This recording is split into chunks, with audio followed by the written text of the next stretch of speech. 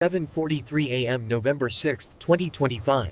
The sky above Porto La Cruz, Venezuela, shakes like thunder, despite being clear. This level of tactical analysis is just the beginning. If you find this content valuable, subscribe now for more deep dives. 40 miles offshore, 4 B-1B Lancer bombers cut through the haze, their bomb bay doors opening wide. A swarm of long-range missiles drops, hugging the sea surface as they speed towards the Venezuelan coast. Inside the base, sirens wail. I got reinside, sorry.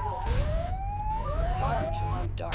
The first explosion rips through the command post, turning reinforced walls into dust. Windows shatter as the shockwave rolls. From a U.S. surveillance aircraft, a steady voice comes over the radio. Impact confirmed. Targets neutralized. On the ground, Venezuelan officers freeze. They have only seconds to choose. Disappear or invite a second strike. Porto La Cruz is not just another base. It is the absolute heartbeat of Venezuela's entire northern defense grid. This strategic coastal hub effectively links radar coverage, missile units, and critical command centers across the region.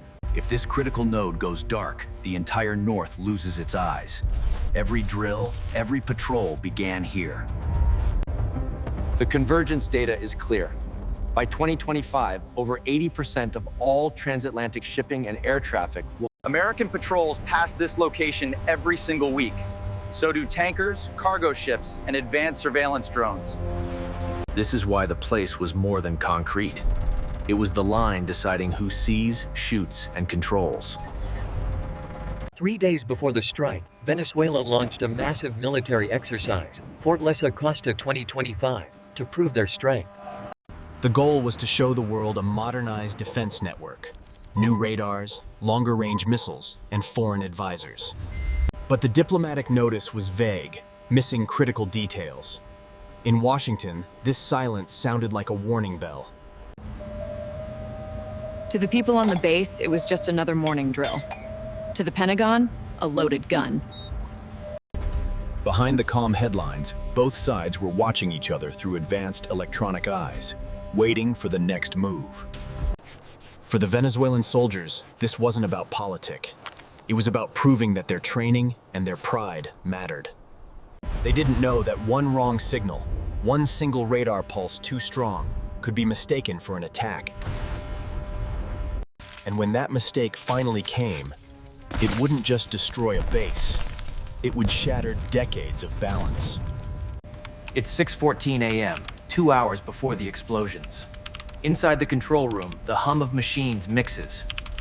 A sharp tone breaks the calm. A new blip appears on radar, 110 miles north. A U.S. Reaper.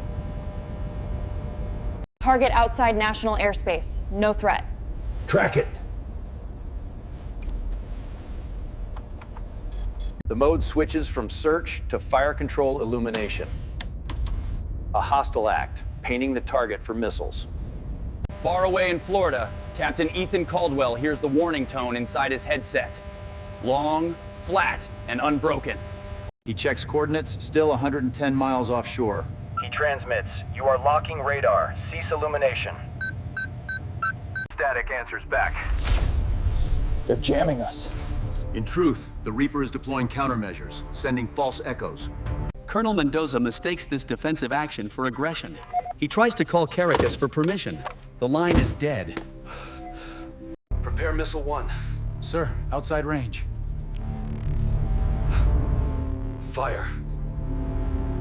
The launch tubes open, and the missile is immediately thrust skyward by a massive burst of flame. That incredible roar is rattling the window. On the Reaper's screen, a red box flashes. Missile inbound.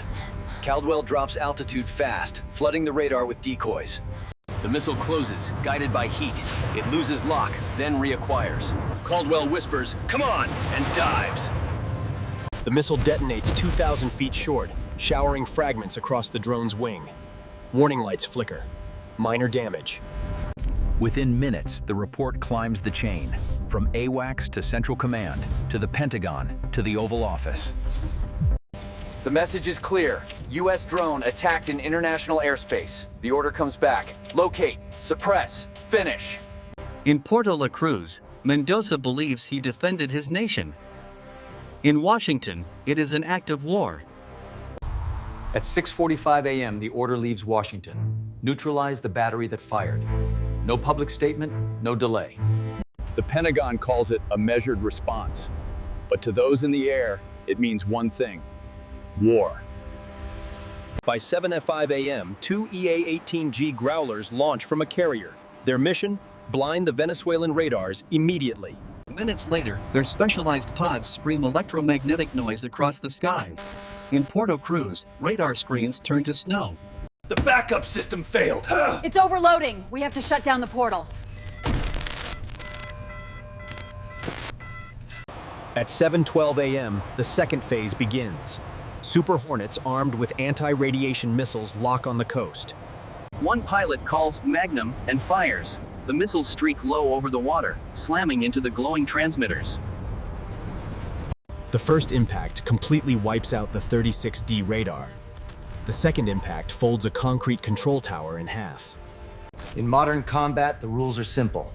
Whoever sees first wins. Once you are blind, you are already losing. 7 minutes later, operators see what look like stars on the horizon. They aren't stars. They are missiles. The first missiles explode on the command post. The second wave targets launchers. The third erases a fuel depot.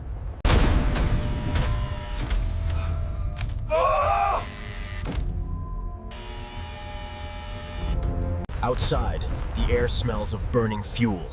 Buildings collapse under rolling thunder. The ground shakes for 2 minutes. By 7:43 a.m., the strike is complete. From the air, it looks surgical. On the ground, the world. As smoke rose, the truth unfolded in Caracas. A junior clerk searched a folder marked Foreign Correspondence. Inside sat a sealed diplomatic cable, dated 3 days earlier, sent directly from Washington, D.C. It clearly warned, any radar lock on U.S. assets in international airspace will be treated as hostile action. That message was supposed to reach Colonel Mendoza. It never did. It was logged, stamped, and forgotten. The colonel had gone into the drill completely blind, unaware that a single radar beam could start a war. Back at Porto La Cruz, Mendoza stared at the horizon, his face covered in ash. He whispered, "We didn't." American bombers headed north. One crewman said, "That's not victory. That's what happens when messages die on desks." No one on the base knew the world had moved on. News networks ran breaking banners, calling it controlled escalation. But there was nothing controlled about it. One misplaced cable, one pulse, and an entire chain of command collapsed.